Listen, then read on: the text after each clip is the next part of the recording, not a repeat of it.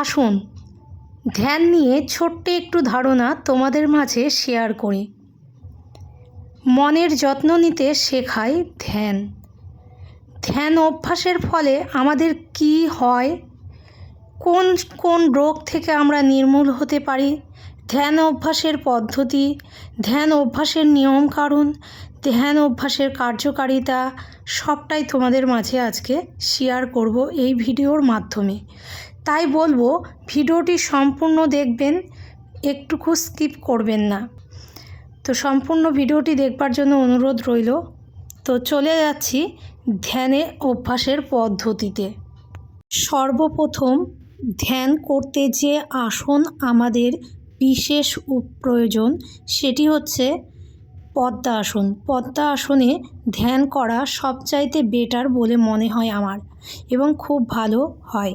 তবে তুমি এখানে পদ্মা আসন যে করতে হবে তেমনটা না।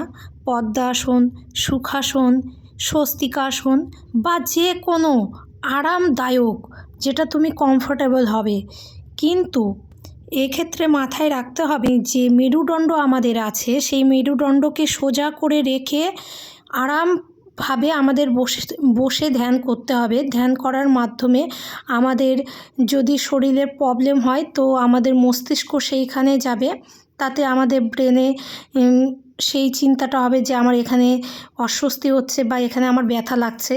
সেরকম ধরনের কোনো আসন করা যাবে না। যেটাতে আমি রিল্যাক্স ফিল করব সেই ধরনের আসন করলেই হবে। তবে পিঠ দ্বারা সোজা রেখে সোজাভাবে বসতে হবে। ধ্যান অভ্যাসের নিয়মকানুন। ধ্যান অভ্যাসের জন্য যে স্থানটি আমাদের প্রয়োজন সেই স্থানটি হবে পরিষ্কার পরিচ্ছন্ন এবং দুর্গন্ধ ধুলোবালি মুক্ত হওয়া একান্ত প্রয়োজন। ধ্যান করবার জন্য প্রথম দিকে ধ্যানে মন বসবে না, মন অস্থির হয়ে থাকবে, মানে কোনো কাজ কর্ম বা চিন্তা ভাবনায় ব্যস্ত হয়ে থাকবে। তাই আমি বলবো প্রথম অবস্থায় 5 মিনিট 10 মিনিট করার চেষ্টা করতে হবে, তারপরে আস্তে আস্তে ধ্যান বাড়ানোর অভ্যাসটা বাড়াতে হবে। আর যখন করবে তখন তুমি যে ঠাকুরকে ভালোবাসো সেই ঠাকুরের নাম গুণ করতে করতে করবে। যদি কৃষ্ণ হয় কৃষ্ণ কৃষ্ণ, রাধা হলে রাধা রাধা, ভোলানাথ হলে ওম ওম। ওমটা খুব ভালো, যে ওম মানে এই যে এটা ধ্যানের জন্য ভীষণ ভালো ওম। তাই এই সব করে মনটাকে শান্ত করতে হবে, তারপরে মন আস্তে আস্তে শান্ত হবে, অভ্যাসও হয়ে যাবে। ধ্যান করতে বসে কোনো রকম উত্তেজিত এবং চিন্তা টেনশন নিয়ে বসা যাবে না। ধ্যান করতে হবে শান্ত মনে। এবার চলুন ধ্যান অভ্যাসের কার্যকারিতা নিয়ে একটু বলি। দেহ ও মনে বেশ একটা শান্ত ও ধীরস্থির ভাব আসে। নিজের প্রতি ও সংসারের প্রতি এক ধরনের ভালো লাগা সৃষ্টি হয়। মন থেকে রাগ, হিংসা, দ্বেষ প্রভৃতি দূর হয়। চিন্তা শক্তি, কল্পনা শক্তি, বোধ শক্তি, স্মৃতিশক্তি বৃদ্ধি পায় এই ধ্যানের মাধ্যমে। এটা হলো ধ্যানের 1 নম্বর কার্যকারিতা। 2 নম্বর, ধ্যান আমাদের মানসিক অশান্তি, উত্তেজনা, টেনশন থেকে দূরে রাখে। ধ্যান অভ্যাসের ফলে যে কোনো কাজে এনার্জি বাড়ে, যে কোনো কাজে একাগ্রতা বৃদ্ধি পায়, পাশাপাশি সৃজনশীলতা ক্ষমতা বাড়ে। এটা হলো নাম্বার 3। এরপরে 4 নাম্বার, নেতিবাচক যে চিন্তাভাবনা সেখান থেকে আমাদের দূরে রাখে এই ধ্যান। ধ্যান অভ্যাসে আধ্যাত্মিক উন্নতির সাহায্য করে। নাম্বার 5, মানসিক অস্থিরতা ও চঞ্চলতা দূর করে দৈহিক কাজকর্মে এই চিন্তা ভাবনার ভারসাম্য আনে ধ্যান। আত্মবিশ্বাস ও মানসিক শক্তি বাড়িয়ে তোলে, সঙ্গে আমাদের চিন্তা ভাবনাগুলোকে পজিটিভ করে তোলে। আমি পারবই তার উপরে বিশ্বাস রাখে সবচাইতে বেশি।